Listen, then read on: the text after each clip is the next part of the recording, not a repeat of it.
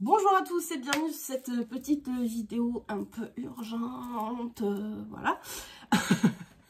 Pour la petite histoire, du coup hier soir, comme très régulièrement, je fais ma petite boîte à questions sur Instagram, où vous pouvez venir et me poser vos petites questions et je vous y réponds avec bienveillance et humour en général. Et en général aussi, vos questions sont complètement dans une thématique qui est complètement en phase avec les énergies du moment. Moi, j'ai pas besoin de faire appel à ma guidance ou à sortir les cartes pour savoir ce qui se passe. Je lance une boîte à questions, je vois la thématique, je fais « Ah, ben voilà ce qui se passe chez les flammes jumelles en ce moment. » Voilà. Et la thématique d'hier soir, c'est pour ça que je me dis c'est un peu urgent parce que c'est vraiment d'hier soir. Et là, je suis en train de trouver une petite demi-heure dans mon planning pour faire cette petite vidéo que je vous ai promis sur Instagram. C'est un sujet voilà, qui est le runner qui en fait se trompe de polarité et qui est convaincu, mais convaincu mordicus d'être chaser. Et du coup, d'avoir des problématiques de chaser, d'avoir un parcours de chaser et dont aussi la résolution sera quelque part pro-chaser. Sauf qu'il est très clair que dans le parcours de Flamme Jumelle, on a chacun son programme qui est absolument pas celui du voisin. Donc il y a un programme runner avec une façon de faire runner, avec une méthode et une finalité runner. Et il y a un parcours chaser avec une méthode chaser en général qui est un petit peu violente, un peu plus que chez le runner, et avec des finalités de chaser, vous voyez. Donc c'est compliqué de s'échanger les trucs. Clairement, là, l'idée de je copie sur le voisin pour essayer de finir mon test, ça fonctionne pas. ça n'est pas bon. Chacun a un test différent. Ok? Et donc, les questions que j'ai reçues ce soir, elles étaient m'ont mis un peu mal à l'aise, faut dire, parce que moi, j'ai aucun problème pour reconnaître que là, sur cette question-là, je peux pas guider ces runners-là. Déjà parce que je suis chaser et que forcément, ça m'irrisse le poil. Faut dire, c'est... J'ai beau être neutre par rapport à vos parcours, parce que c'est pas... on parle pas de mon couple, on parle de votre couple. Donc moi, voilà, je suis très neutre par rapport à ce qui se passe chez vous. Moi, je veux que vous arriviez, hein, vous voyez, il n'y a pas de souci. Il n'empêche que j'ai quand même eu un parcours de chaser et je me dis c'est pas possible de pas voir à ce point-là. Ouais, donc il y a un truc qui me crispe. Donc je préfère pas essayer de vous guider dans ce cas de figure, voilà. Par contre, je peux vous dire ce que moi j'en vois de l'extérieur et pourquoi justement c'est compliqué pour moi de vous guider. Et je pense que c'est intéressant et que ça peut apporter des pistes de réflexion. Voilà, utilisez votre discernement, blablabla, vous connaissez le petit pavé de tous les thérapeutes qui vous dit utilisez votre libre arbitre, voilà. Donc je vais vous donner quelques clés de compréhension sur cette situation et pourquoi c'est ça qui se passe en ce moment. L'énergie du moment, du coup, elle est très orientée vers de grosses compréhensions, ce qui est super. Il y a des runners en ce moment, objectivement, ils vont pas super bien. C'est ça un peu la cata. Parce que justement, il y a des espèces de grosses compréhensions qui sont, parce que leur déni est en train de se déliter, ce qui est en soi super, mais du coup... cette espèce de petit, imagine une espèce de trou comme ça au niveau du chakra cœur, quoi, où quelque part on les empêchait de voir et on les empêchait de ressentir une frange de leur vie et de leur relation avec leur autre, par protection. Le déni, il a une fonction de protection. Le chaser, pour lui, c'est son grand ennemi, le déni, avec la fameuse question quand c'est qu'il va percuter, quoi. Le déni, ça a une vraie fonction, c'est un vrai outil, c'est pas une malédiction, c'est un outil de travail, sérieusement quoi. C'est un outil qu'il faut envisager comme la source qui, au lieu de donner une espèce de tranche de jambon dans la gueule du runner comme ça et vas-y mange-la, il va préférer lui découper en petits morceaux comme pour les enfants, c'est-à-dire je te le découpe en petits morceaux comme ça tu t'étouffes pas, on préférerait que tu restes en vie, donc tu manges tes petits morceaux, tiens, la fourchette, le couteau. Donc, le déni, ça va servir à vraiment protéger le runner qui, si il avait la vision absolument claire sur sa situation et qui voyait l'intégralité de ce qui se passe dans sa vie, et surtout, pas forcément ce qui s'y passe, mais surtout les conséquences, voilà, voilà. Il serait pas étouffé, il se noierait complètement, et là, il y aurait un vrai danger pour lui. Je parle pas de danger de je passe 4 jours au fond de mon lit et ça va pas, c'est faire une vraie connerie. Et donc, personne, ni le chaser, ni le runner, ni la source ne veut qu'on en arrive là. Donc, du coup, on met le déni, on met le runner sous cloche, et on va dire, on va te montrer la vision, petit bout par petit bout, on va te faire travailler vraiment step by step, La source à ce moment-là joue quelque part le rôle de manager, elle va prendre en compte la charge de travail que le runner a effectuée et elle va vraiment la segmenter.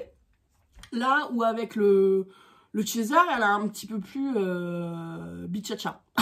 Elle va lui dire alors coucou tes flammes jumelles, tiens, il y a tout ça, débrouille-toi, voilà. Et on n'y revient plus. Voilà, c'est chez le chaser, elle va lui donner l'intégralité là tout doit faire et puis il va falloir la faire tout de suite. Donc le chaser, il va avoir ce sentiment de go fast de l'enfer ou surtout il va avoir un sentiment de rigueur obligatoire qui va le rendre ouf, qui va le rendre fou. C'est-à-dire on ne m'acceptera dans ce parcours de flammes jumelles aucune approximation. C'est-à-dire je n'ai pas d'autre choix que de rentrer dans une espèce de rigueur morale où la moindre faiblesse amoureuse, on va dire, envers mon runner, je vais forcément la payer. Les fameuses foudres karmiques, hein, voilà, c'est ce dont on parle. Ça, c'est pas un terme que j'utilise vraiment chez moi, mais ça rejoint cette idée-là, c'est-à-dire si je m'autorise un truc, voilà, comme ça, est-ce qu'on peut pas s'arrêter là? Est-ce qu'on n'est pas obligé? Est-ce qu'on est vraiment obligé de faire tout le travail? Si le chaser a cette pensée-là, à un moment donné, de dire, bah, est-ce que la finalité, ça peut pas être un truc, allez, résolu à 80%, là, la chose, ça va le taper en disant, non, c'est 100% et rien d'autre. Donc, il va y avoir ce sentiment très, d'une vie très aride, dans laquelle il n'y a rien qui pousse, il n'y a pas de rencontre, il n'y a pas, alors, certainement pas de tierce, ou très, enfin, pas intéressant, rien qui pourrait d'ailleurs mettre en danger le runner, et ça le runner pour lui la tierce chaser c'est genre va des rétro satanas alors qu'en fait il y a zéro danger. C'est une mini distraction quand vraiment le chaser il est au fond du truc, il a besoin d'un petit pick-me-up, vous voyez. Là où la tierce, les tierces des runners sont vraiment un énorme pavé, c'est-à-dire que ce sont des accompagnants du parcours runner qui sont là du moment où le parcours il commence jusqu'à la fin. Le runner n'est jamais seul, enfin très rarement seul, et quand il est seul, ça va pas. Donc il va très vite se retrouver un accompagnant qui va déguiser aussi, dont il va déguiser l'importance en fait, il va complètement la minorer. Il faut savoir qu'en consultation, la tierce des runners, les runners ils me disent non mais c'est pas important. Bah si, c'est important parce que t'es marié depuis 10 ans, parce que la dernière fois que t'as essayé de te rapprocher de ton chaser, en fait t'es parti, tu t'es maqué avec quelqu'un de nouveau, c'est la 10e tierce que ton chaser se prend dans la gueule. Si, c'est important. Oui, mais c'est pas important pour moi. Mais c'est important pour l'autre. Voilà. Donc le runner va toujours un petit peu minorer l'importance de sa tierce, et surtout en plus il va s'organiser avec sa tierce, et c'est pour ça que ce sont des arguments qui côté chaser sont inaudibles. Le runner qui dit ouais mais ma tierce on s'en fout, là rien que moi j'ai les cheveux qui vont à dire ça, et tous les chasers à qui je dis ça en consultation pour les faire descendre en pression sur la tierce, ils me disent qu'est-ce que tu me dis là? Non, mais moi, la tierce, pour moi, elle est importante. Parce que c'est l'obstruction, en fait, qui m'empêche d'être avec mon runner, qui m'empêche pas forcément de rentrer dans une relation de couple avec mon runner, mais qui m'empêche de travailler librement avec mon runner vers une réunion. Donc, la tierce, c'est une obstruction. Quand on a un runner en face qui dit la tierce est négligeable, eh ben, si elle est négligeable, enlève-la. Bah non, mais je veux pas. Donc, elle n'est pas négligeable. Bah si, elle l'est. Donc, cette espèce de dialogue de sourds à ce moment-là, qui est très compliqué. Donc c'est on pêche un peu là-dessus. Donc on va essayer de revenir aussi sur qui est le runner en fait, parce que quand un runner se trompe de polarité et qu'il adopte en fait une vision très chaser du parcours parce qu'il estime que les codes chaser lui correspondent, quelque part il a le droit, et parce que forcément il y a un terrain commun inéluctable au parcours de flammes jumelles. Il y a forcément le runner et le chaser qui vont vivre un certain nombre de choses absolument similaires. Donc ça, il n'y a pas de souci.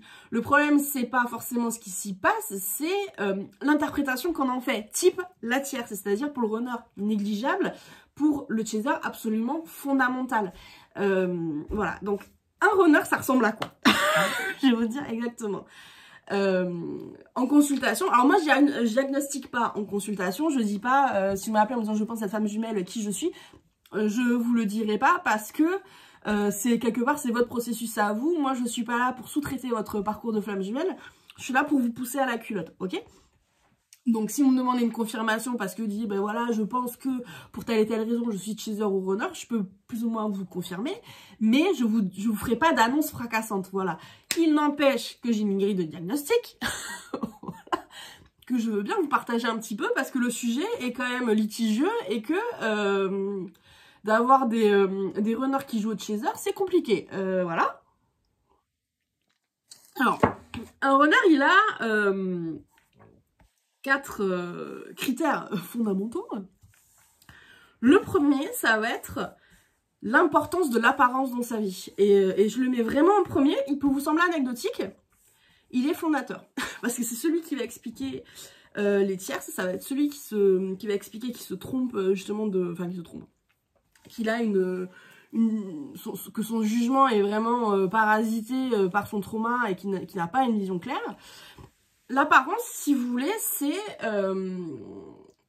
quand je parle de l'apparence chez les runners, c'est vraiment l'image qu'on donne aux autres. L'importance, du coup, de donner de la place à l'autre dans la lecture de qui on est.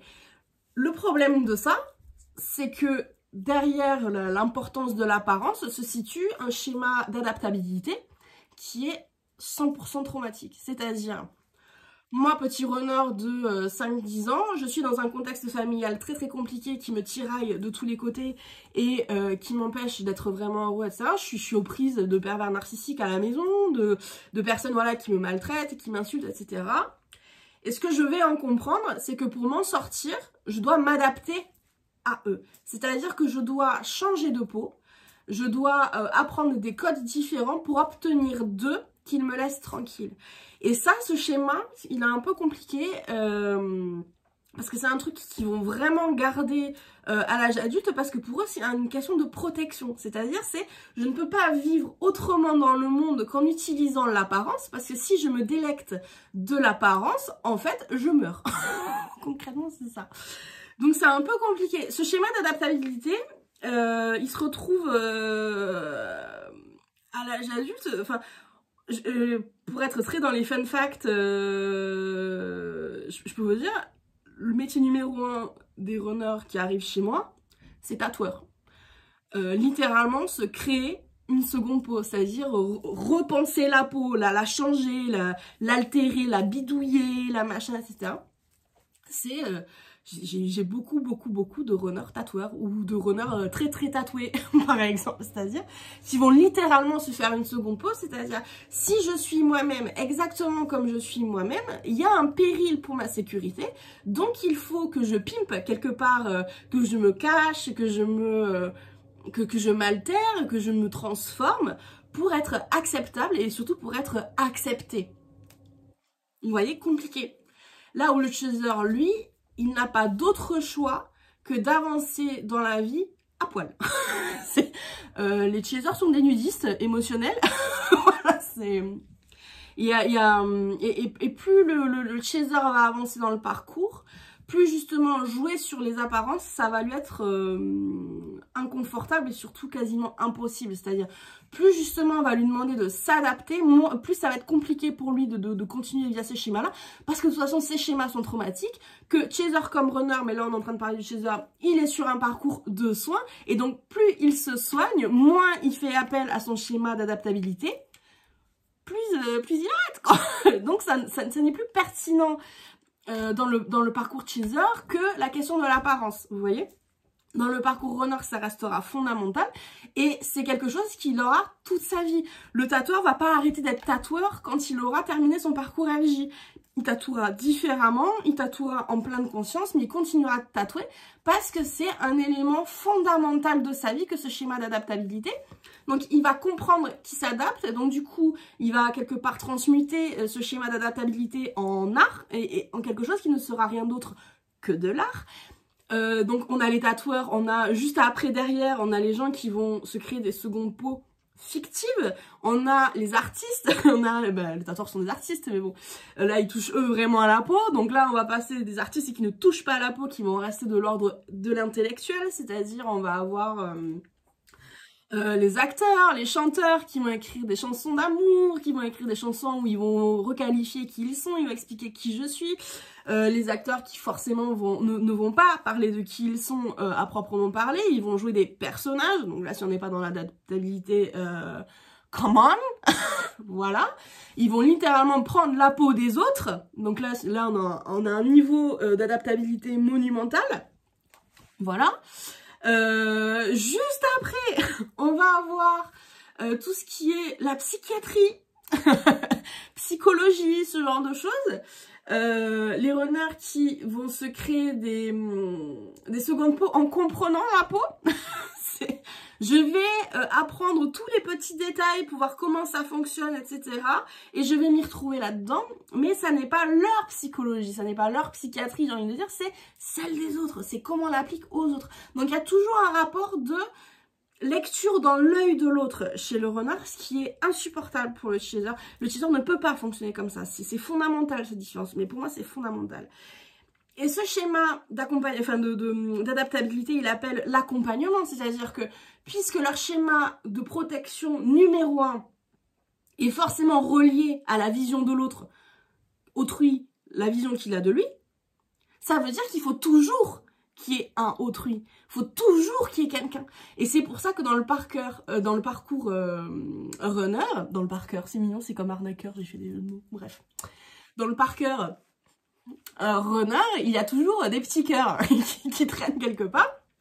Les fameuses tierces, parce que c'est fondamental pour le runner d'être accompagné d'une mesure ou d'une autre. C'est-à-dire, il va forcément avoir cette tierce, donc par exemple un compagnon ou une compagne, qui même si en guidance, moi, ils me disent « Oui, mais cette personne, elle est négligeable » parce qu'en fait, la fonction de cette personne s'arrête au fait de faire vivre ce schéma d'adaptabilité traumatique.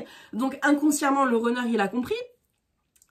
Ma tierce ne sert qu'à me faire vivre ce que j'ai vécu jusqu'à présent, mais je suis en train de m'en détacher, c'est pour ça que c'est négligeable. Je peux la négliger, mais je suis pas prête à le faire tout de suite, parce que je suis encore en train de me soigner.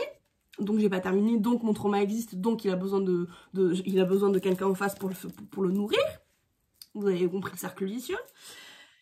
Mais ils comprennent bien qu'à un moment donné, il faudra le lâcher d'une manière ou d'une autre, mais il n'empêche qu'il y aura toujours quelqu'un en face. Donc, soit ce schéma d'apparence qui a besoin de quelqu'un qui regarde pour générer la question de l'apparence, ça peut être forcément un compagnon, une compagne, voilà, évidemment. Ça peut être aussi un travail, je pense notamment...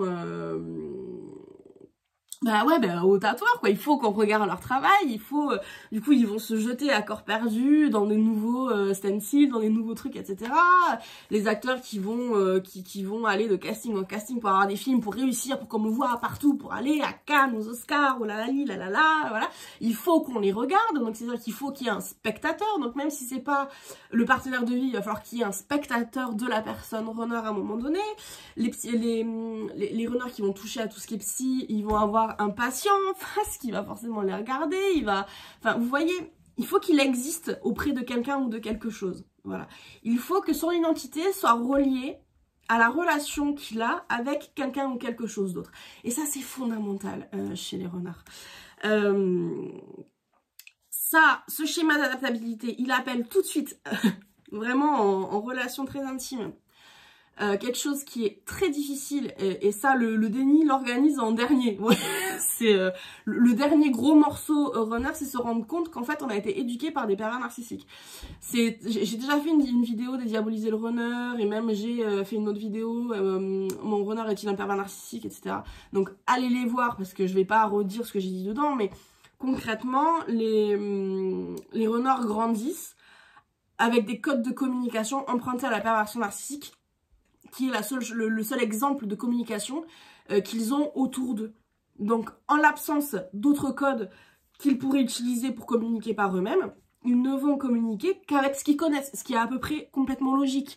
Donc, c'est pour ça qu'il n'y a pas de culpabilité à avoir de la part des runners.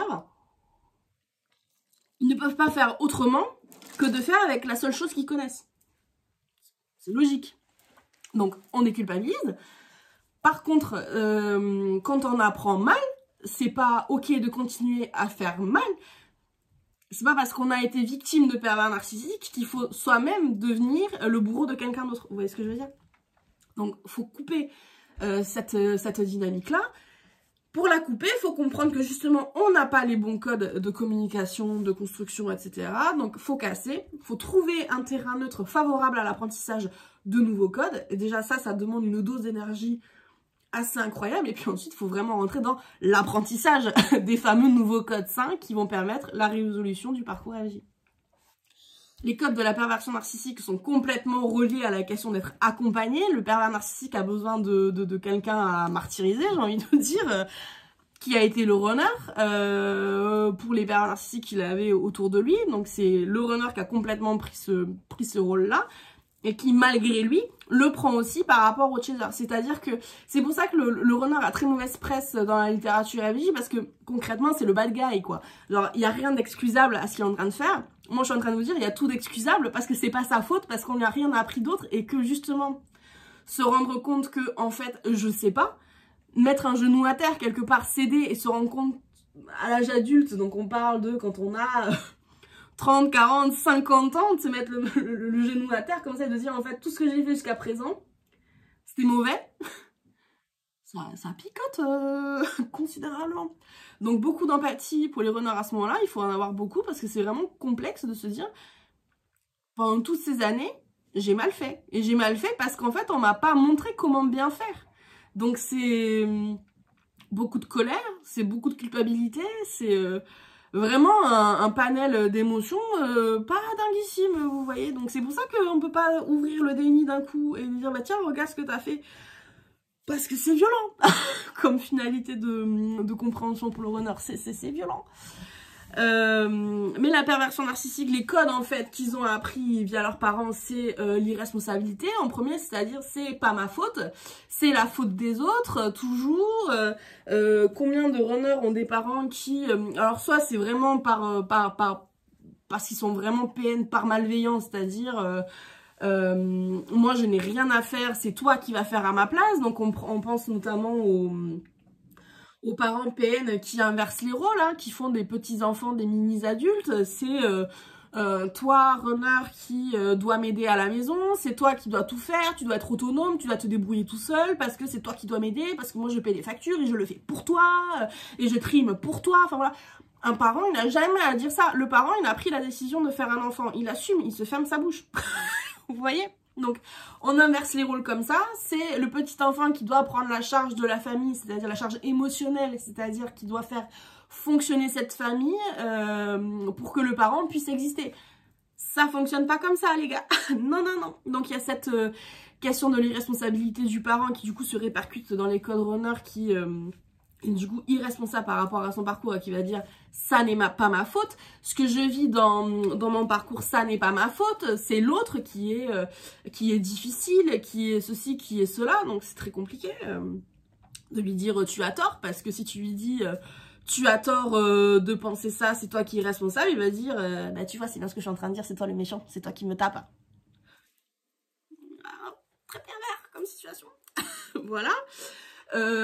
S'ensuit la victimisation, du coup c'est quand ça se passe comme ça avec le chaser qui dit en face, qui essaie dans toute sa bienveillance de dire mais putain mais je t'aime, mais il faut que tu te rends compte que là t'es en train de te tromper sur la façon dont tu évalues la situation, t'as un trou qui t'empêche de voir, tu vois pas les choses comme elles sont. En face du coup vous allez avoir un runner qui se sent matraqué par son chaser, qui sont vraiment mais genre... comme ça par le chaser qui est en train de lui dire mais percute, pense mieux, sois plus intelligent, sois plus responsable, etc. Il va se sentir complètement mais harcelé comme ça. Enfin là on a l'hypersensibilité qui explose le plafond à ce moment-là.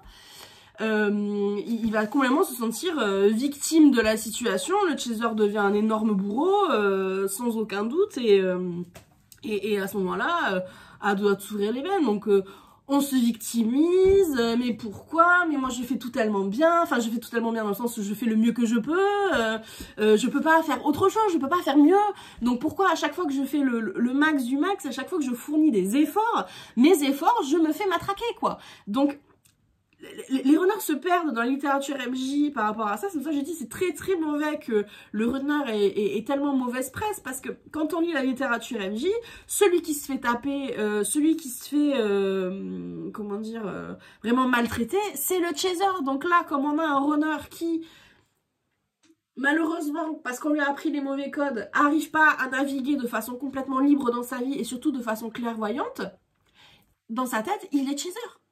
Parce que c'est lui qui se fait taper, c'est lui qui se fait matraquer, donc il est chaser, vous voyez.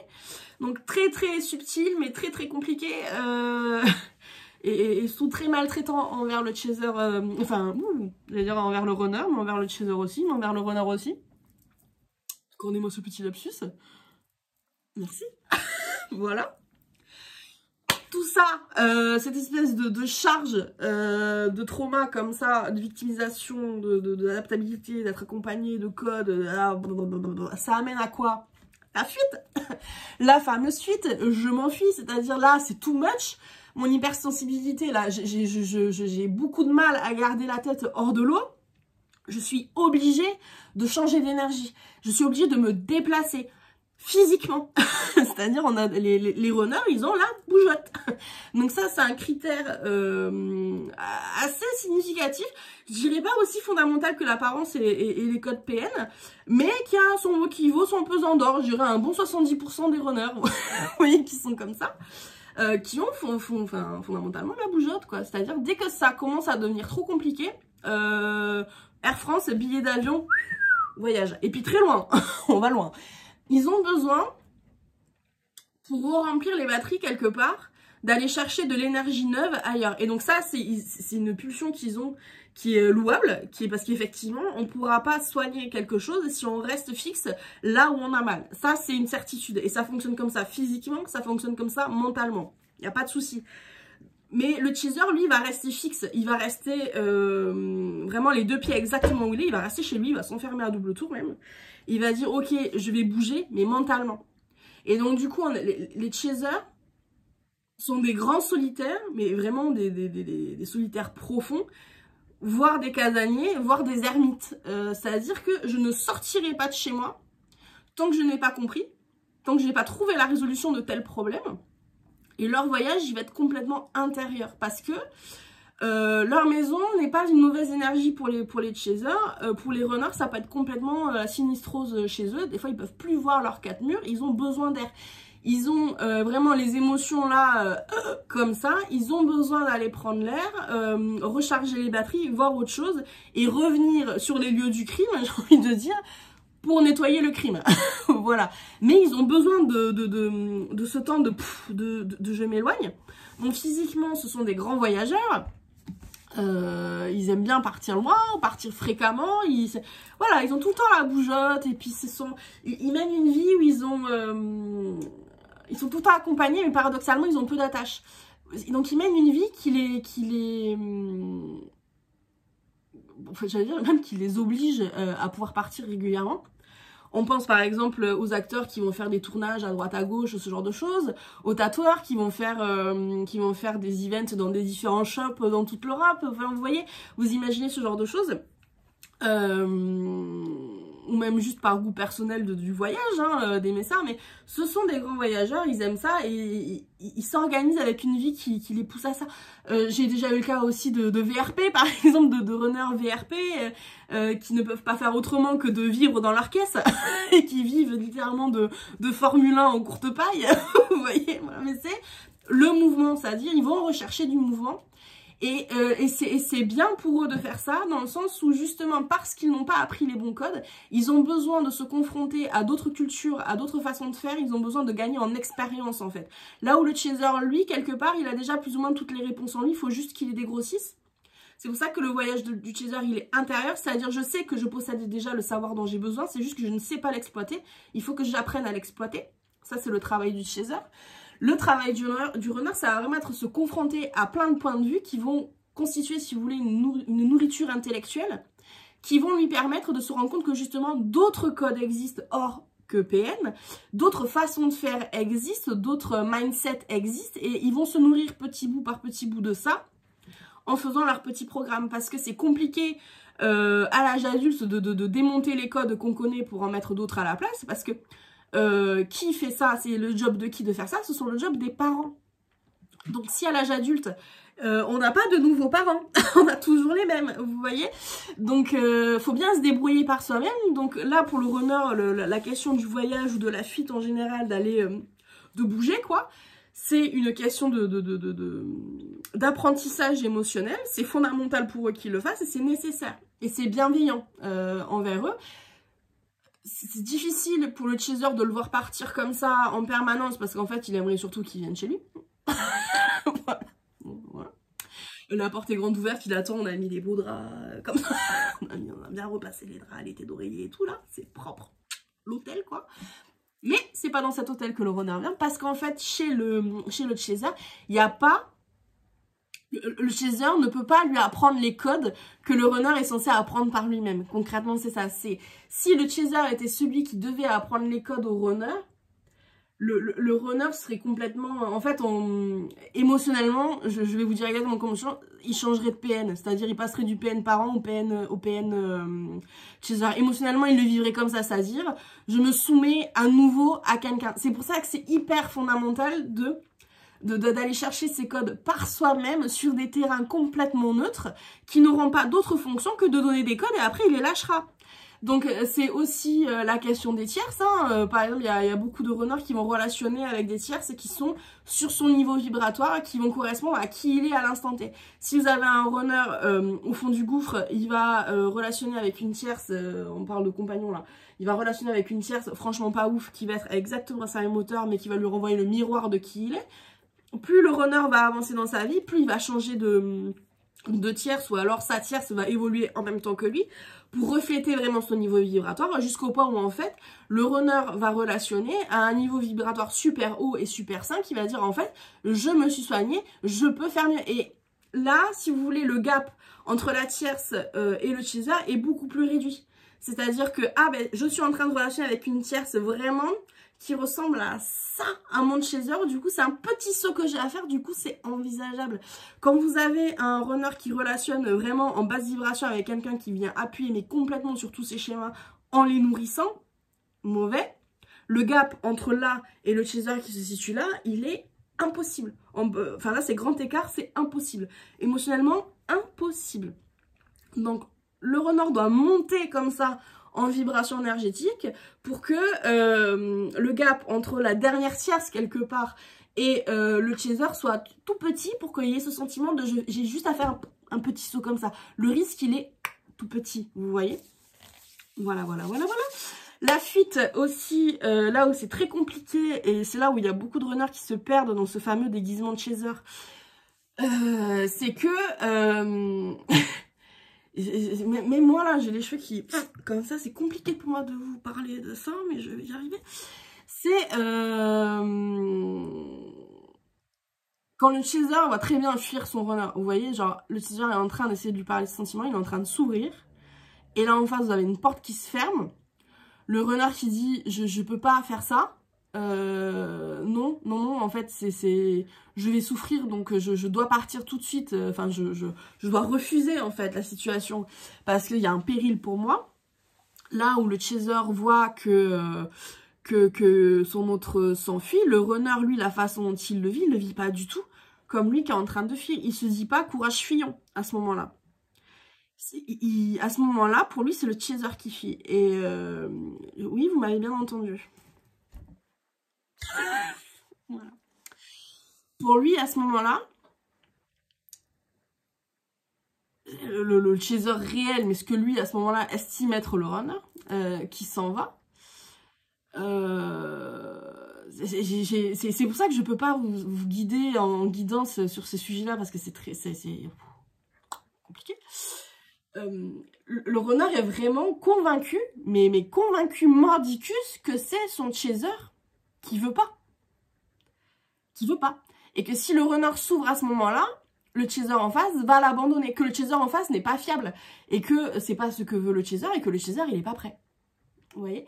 Donc, comme c'est ça qu'il ressent, Quand il regarde la nourriture de FJ, vraiment les vidéos YouTube, etc., pour lui, c'est une fuite. C'est mon chaser qui fuit, il n'est pas prêt, il panique, il a peur, etc. Alors qu'en face, vous avez, et tous les chasers qui me regardent le savent, vous avez quelqu'un qui dit là, t'es en train de te foutre de ma gueule, ça fait 6 ans que je t'attends, t'es où?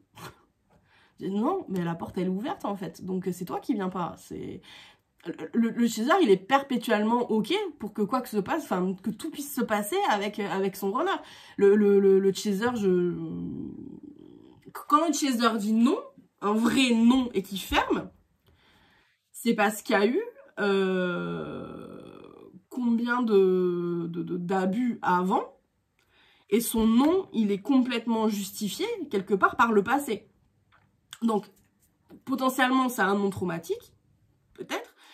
Dans la majorité des cas, ça va être un non de lâcher prise, c'est-à-dire, genre, là, en fait, ce que tu me proposes, c'est juste pas possible. C'est pas possible. Parce que là où le runner, lui, le voit comme c'est mon chaser qui veut pas, c'est mon chaser qui fuit, etc. C'est parce qu'en face, on a un runner qui propose des conditions qui sont juste...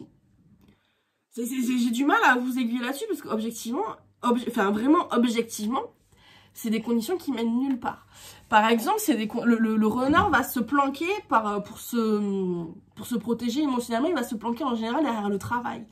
Il va proposer du travail à son chaser, ou en tout cas il va être super content de travailler ensemble, parce que le travail quelque part c'est un terrain neutre qui permet d'avoir sa vie affective d'un côté avec sa tierce, d'avoir le travail avec son chaser, et en même temps de justifier une dynamique incroyable de travail ensemble, type Gainsbourg et Birkin, vous voyez, c'est-à-dire on peut travailler ensemble et créer des choses incroyables et avoir cette dynamique de duo de dingue, nanana. On peut justifier ça par le travail. Donc quelque part, ça permet de ménager la chèvre et le cochon.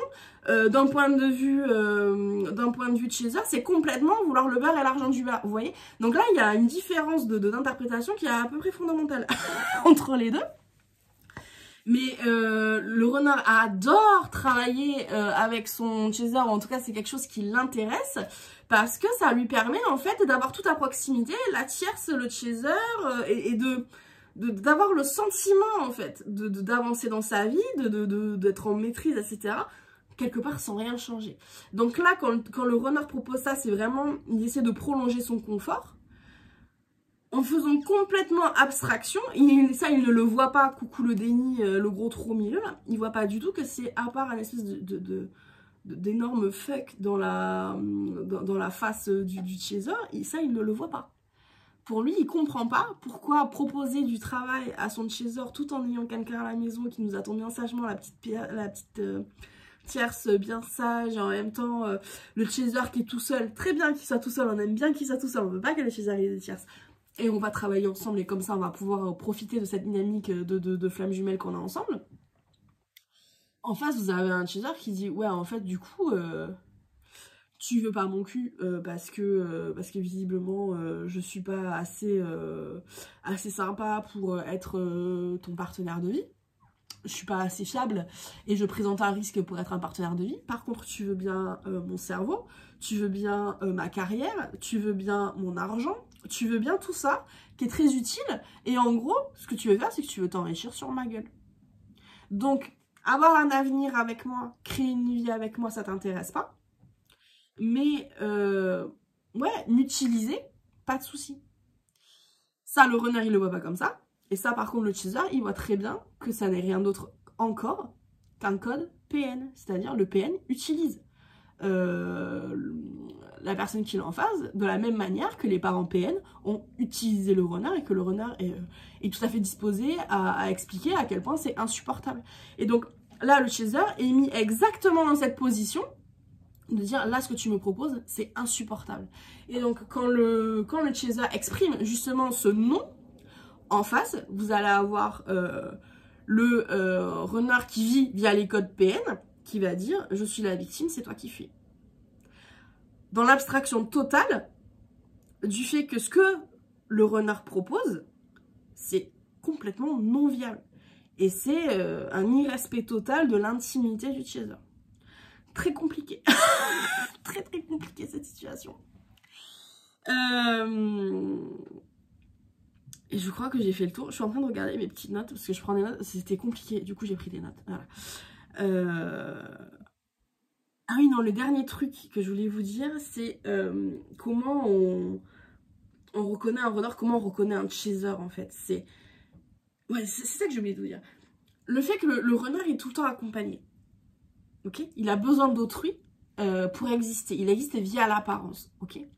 Ça, c'est un truc qui n'existe pas du tout chez le chaser. Et ça, c'est vraiment dans l'identité chaser que d'être comme ça. C'est parce qu'en général, alors pas 100% des chasers, mais en général, il y a eu un mentor dans la vie des chasers qui est arrivé très vite. C'est-à-dire que le chaser a connu l'abandon, mais il a aussi connu le sauvetage. Donc ça peut être un beau-parent qui arrive, ça peut être même du sport par exemple, rentrer dans un programme, on se fait sauver par le sport, mais en tout cas, et du coup ça peut être le coach par exemple, vous voyez, peu importe, mais il y a une notion de mentor, de quelqu'un qui arrive et qui dit ok, là ce qu'on t'a fait c'est insupportable, ce qu'on a fait au runner c'est insupportable aussi, ce qu'on a fait au chaser c'est aussi insupportable, et ce qu'on a fait au chaser, quelqu'un l'a vu, et elle dit ça je l'accepte pas. Du coup, comme je sais que je suis de passage dans ta vie, le mentor il est de passage dans la vie. Il est là pour faire l'apprentissage. Je vais te faire ton apprentissage. Donc je vais te donner les bons codes. Donc le chaser, lui, il a navigué par des codes traumatiques. Également, il est hérité de ses parents, en général.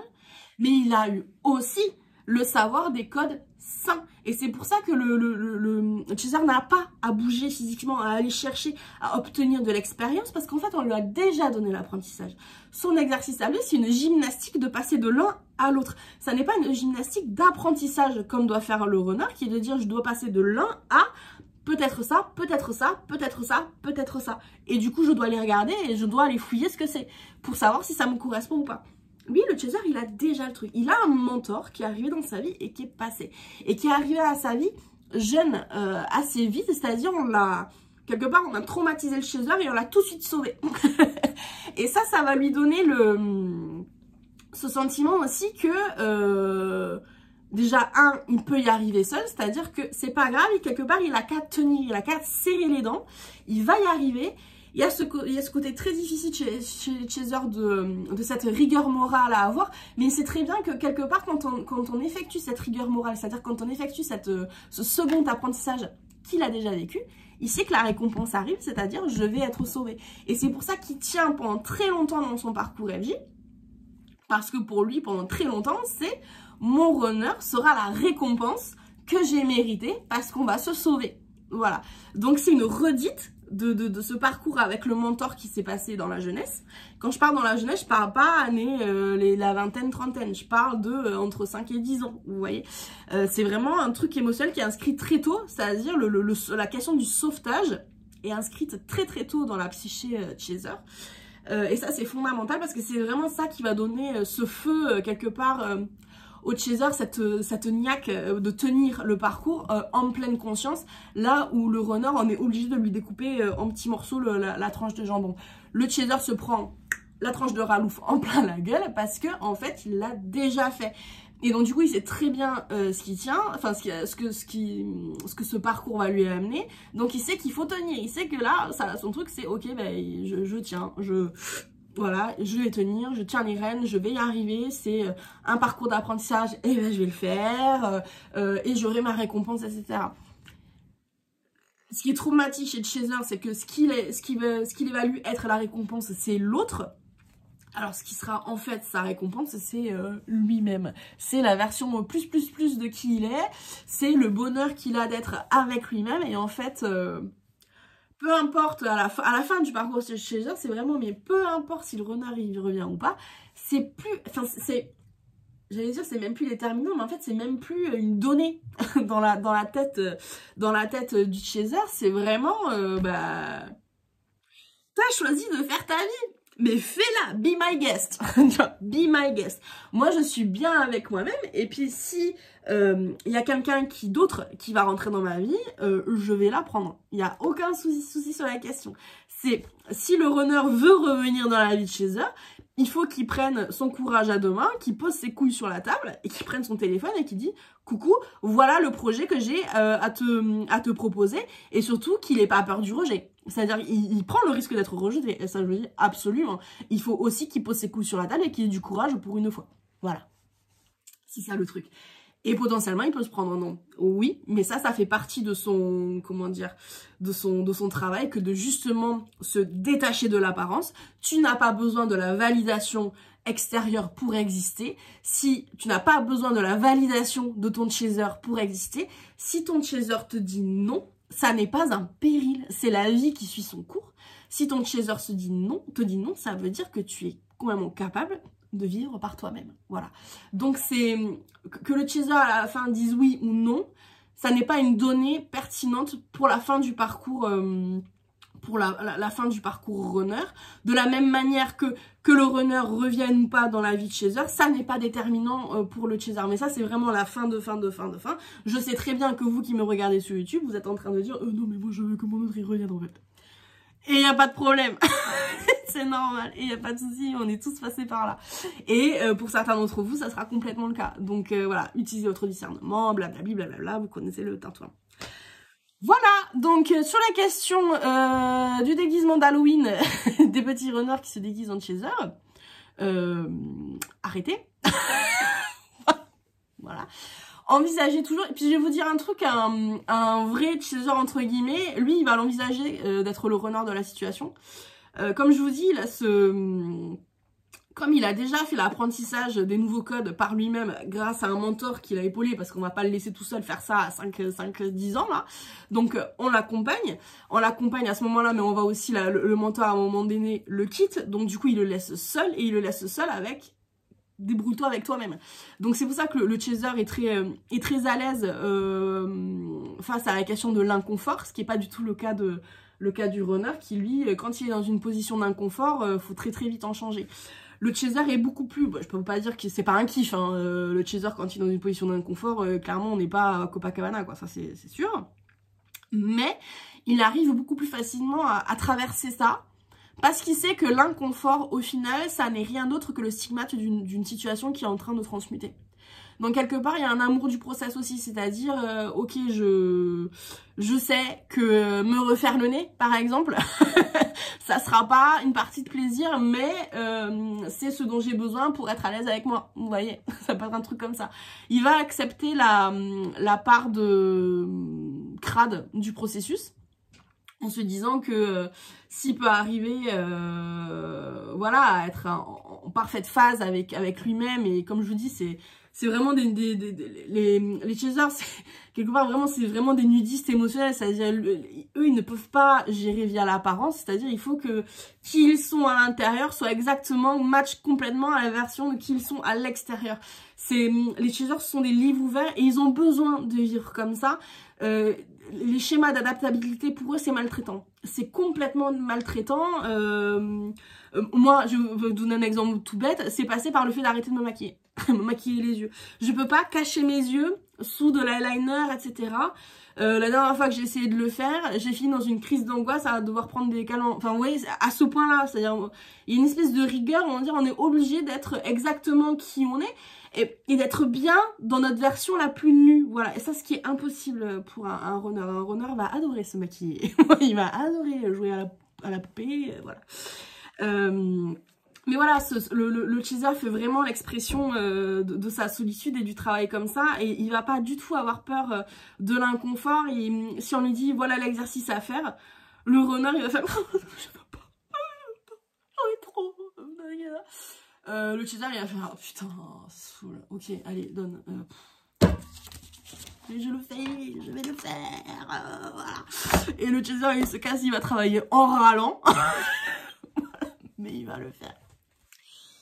Donc pas du tout la même dynamique, voilà. Et bien écoutez, j'espère que ça vous a donné des pistes de réflexion. Bien sûr, tout ceci ne sont pas des vérités et tous les runners ne sont pas à 100% comme je l'ai expliqué. Vous êtes tous des personnes uniques, utilisez votre discernement, merci.